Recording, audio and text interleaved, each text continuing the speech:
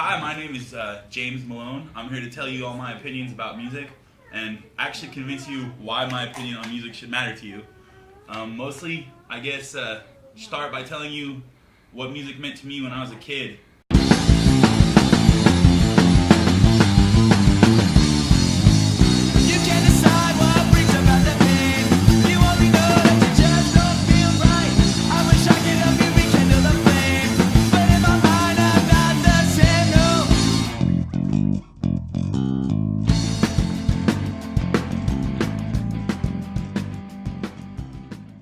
My earliest memory of music is actually my old man used to play guitar, and I would sit there and listen to him. He would sing a lot of Donovan, and my mom was actually a really big fan of Barry Manilow. I hate Barry Manilow. He's an asshole, but I could identify all his album covers, all of that stuff.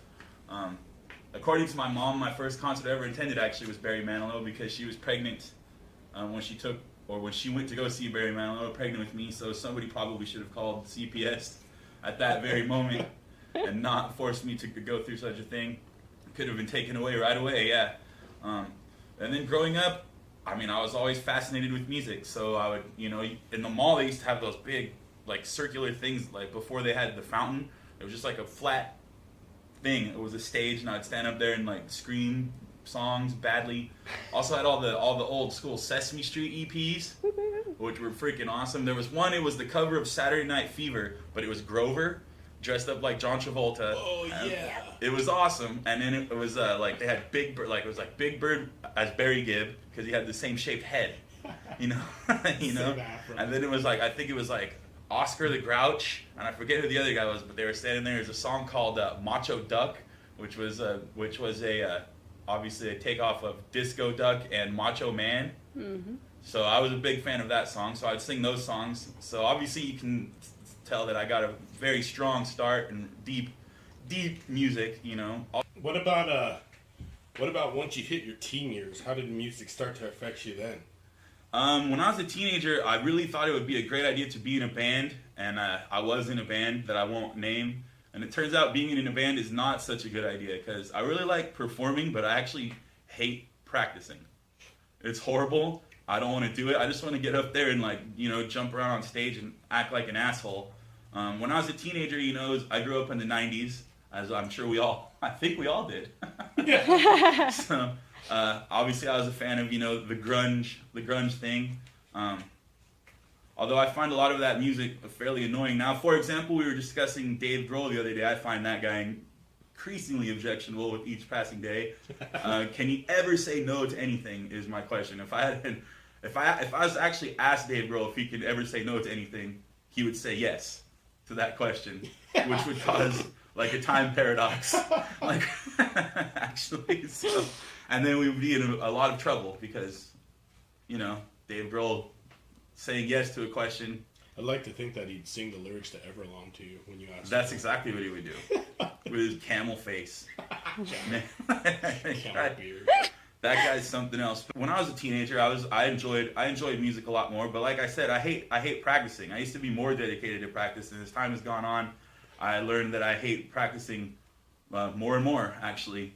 So, and another thing now is I just don't ever want to be in a ska punk band ever again. I'm pretty over that shit too. So I pretty much I hate 99% of all music. So I'm abundantly qualified to be on a podcast regarding music. So, yeah. So now that you've had your experiences as a kid and you've had your experiences as a teen, what does music do for you now as an adult, and how do you treat it? Is it the same way? Is it the release, or is it more of the enjoying pleasure? What's the difference now? I think it's a lot of the same thing. I personally enjoy listening to music and getting really angry. One of my favorite things to do is I actually judge people based on their opinion on music, dude. So music helps me determine who I like and who I don't like. If somebody likes music that I think is garbage, for example, Barry Manilow. God bless my mom, but Barry Manilow is not good music. So if I run into somebody who is a fan of Barry Manilow, then I probably will judge them very harshly. Likewise, I have a couple friends who I've heard say that John Bonham was an overrated drummer. And needless to say, those are now ex-friends. Yeah. So I mostly use music as a measuring stick for people. So I feel like that's what it's for. You know, as now that I'm older, I mean, I listen to music for mostly enjoyment. But like I said, it's hard for me to enjoy 99% of music today. So Fair enough. You know. What are you expecting out of this whole internet jazz once it gets up and gets started? What do you think's going to happen?